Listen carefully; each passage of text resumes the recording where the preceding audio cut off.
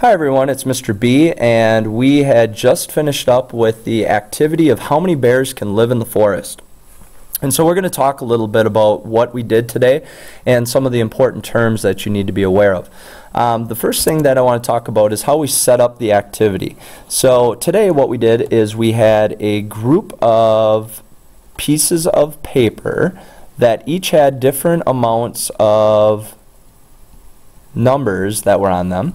And the activity basically had you back at the starting line, and it was your job to go as fast as you could to get a piece of food and come all the way back. And so some of you walked very, very fast, some of you walked just very casually, but there were three of you that had to do something unique. The first one was the fact that one of you was considered to be blind. We had said that you had gotten into a fight with a porcupine. The porcupine's quills got into your eyes and caused you to not be able to see, so that person was basically covering their eyes as they went back from the food source and back to the den. Another group was responsible, or the other bear was responsible for hopping or walking backwards, and we said that that one got into a fight with another bear over a territorial dispute, and so that one had to hop or to walk backwards to get its food. And the other one didn't have as much of a challenge other than it needed to bring back enough food because it was a mama bear for its cubs.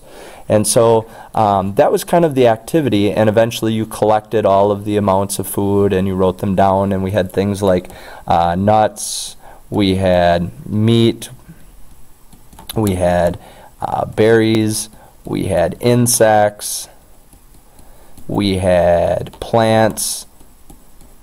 And so these are the types of things that you were collecting. And obviously the goal, which you didn't know at the time, was to get at least 80 pounds of food. So we consider that to be pounds. And so that was kind of the target goal. And so as we looked at the activity, and I told you that it was 80 pounds of food, if you didn't meet the 80 pounds of food, we would say that you didn't survive. Now that's a little bit harsh because we know that bears would be able to store energy for at least a couple of days, and so but they might make some bad decisions, like they might become more aggressive, they might go into areas that they normally wouldn't. They're susceptible to sickness, they're susceptible to being attacked, and so you know, all of those things need to be accounted for as well. But for the sake of the activity, we said if you didn't meet 80 pounds of food, then you wouldn't survive. And what that did is, in a lot of the classes, it basically cut the class in half. And some of you were very close, but you didn't meet the total amount of 80 pounds. And so what that meant is that there wasn't enough food for everyone to survive. And so what we need to talk about is a very, very important term that is called carrying capacity. Carrying capacity is a term that we use in science to basically tell us it's the largest amount, so the largest amount of organisms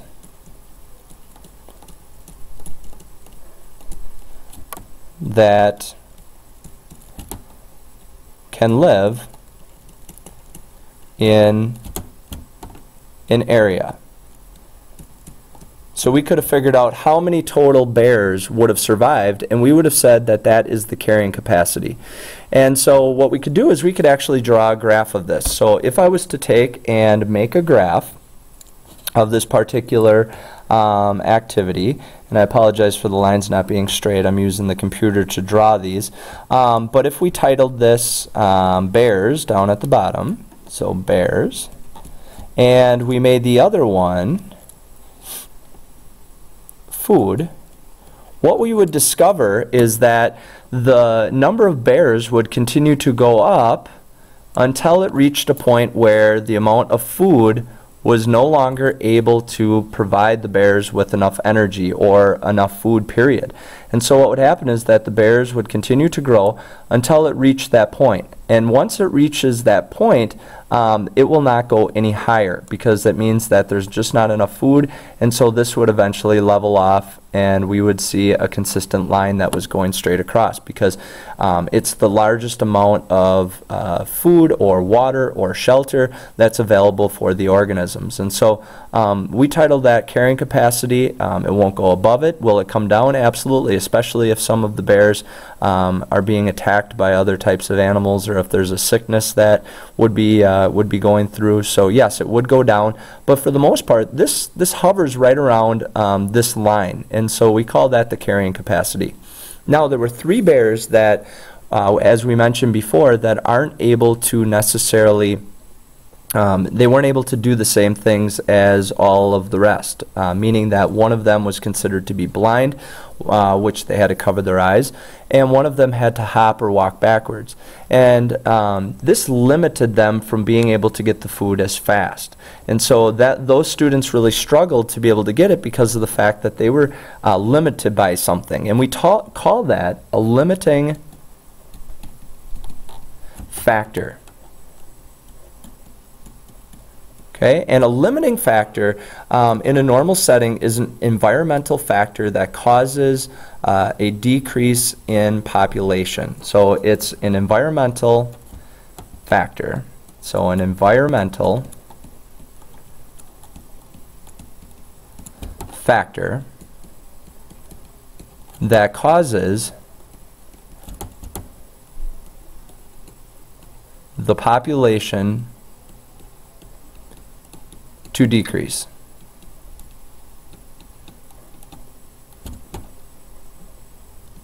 Okay, so that's what a limiting factor is.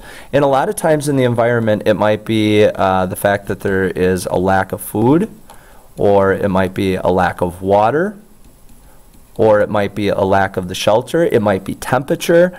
So temperature is another one that limits organisms from being able to survive or reach the level that they need to be.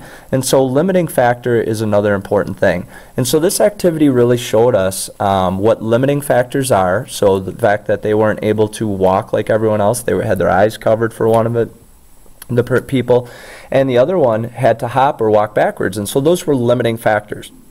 They were environmental factors that caused the population to decrease. So those bears didn't have a chance of being able to survive. And the same thing happens out in the woods that we walk through when we did our nature walk. There are organisms that are in there that have a limiting factor. It might be the fact that they don't do well surviving in the winter. It might be that there's not enough food in there or not enough water. And so they'll leave that area. And so it eventually reaches the carrying capacity. So there's only a certain amount of organisms that can live in a habitat. And so what I'd like you to do is to finish filling out the Google form and then submit it to me, and we'll talk more about this when you come back to class. All right?